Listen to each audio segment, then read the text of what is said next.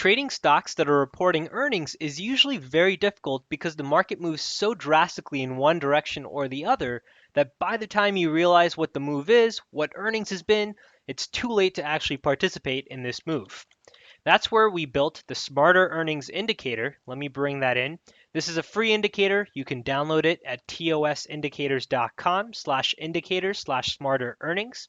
And this is really designed to help you trade the actual day of earnings.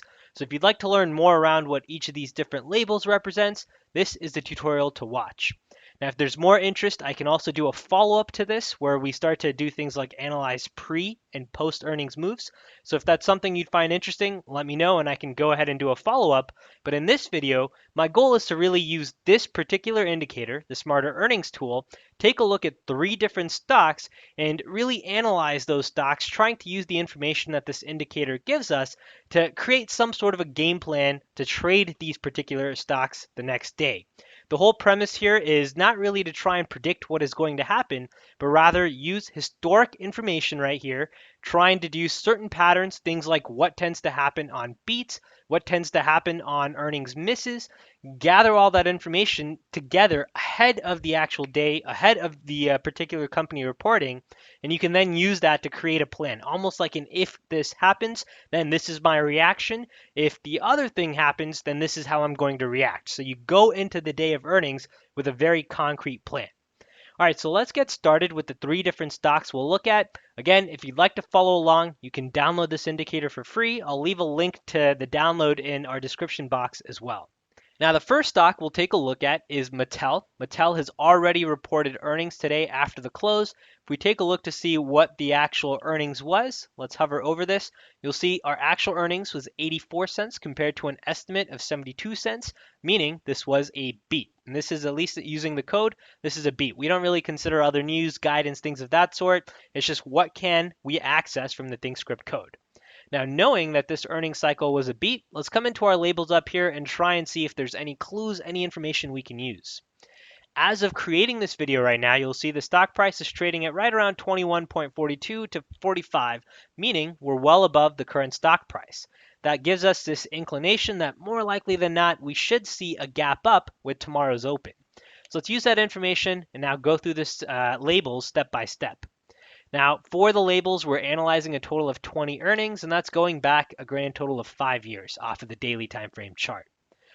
Using those 20 earnings, we have a greater than expected move 30% of the time. So this does tend to happen more frequently than I think you'd see in other stocks. Now, out of those 20 earnings, 7 times we've had a gap fill, meaning whichever direction we gapped up, we then continued to fill. So for example, if we gapped up, then price action came back down, filling and touching the previous candle. Conversely, if we gapped down, then price action continued to rally. So that's how you can read the gap fills. Out of the 7 times, 5 times that has been a gap up fill, meaning we gapped up and then we continue to see bearish action, at least towards the previous day's high of that candle.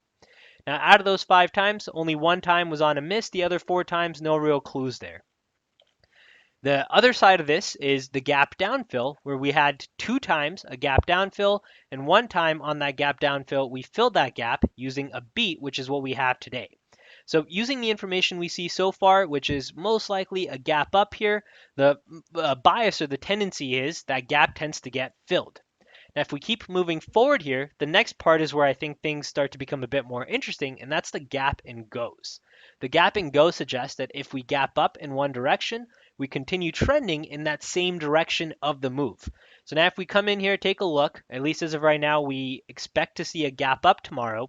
If we do get that gap up, 4 out of the 4 times that we've seen a gap up, that move has continued to keep trending in the bullish direction, especially when you had an earnings beat, 4 out of 4. You can see that right here. On average, that bullish move is right around 91 cents. The lowest move that we've seen is about 47 cents. So you can use that into your plan, really factoring that in, knowing that if we make around a 47-cent move, you'd like to take off some profits, if not all of your position. The average move tends to be about 91 cents, which is when you might want to take off a bulk of your position, especially if we continue to see this gap and go. For those of you like myself who already own some shares inside of Mattel, this average position might also be where you start to do things like sell covered calls against your existing position. The whole idea here is capitalizing on this information one way or the other and trying to at least inch out some additional premium or additional points in this particular ticker. So that's one example inside of Mattel. Now, if we move on to our next stock that's also reported, I'll try to go through this one a bit quicker, but this is Western Alliance, ticker symbol WAL. Now, similar to Mattel, Western Alliance here has already reported and we have a beat. Not as much of a beat, but still a beat. $2.30 was our actual compared to what our estimated was, which if I hover over again, $2.25 if we round up. So this was a beat for all intents and purposes. Going through the labels one more time, we'll see the greater than expected move here is only 4%, so this doesn't happen too frequently. As of right now, making this video, you'll see the stock is trading really more or less near where we're currently trading. Inside of that, the bid-ask spread is a little bit wide, but let's say we don't really know one way or the other, like Mattel, that we're going to gap up here. So let's go through this step by step again. Out of the previous 21 earnings that this is now factoring, we had 8 times in which we had a gap fill. 7 of those 8 times were gap ups that were then filled, meaning we saw a move up higher and then continue to fill that gap in the bearish direction. That's what I think, at least as of right now, is more likely to happen into tomorrow's earnings, given that we don't really see a strong gap in one direction.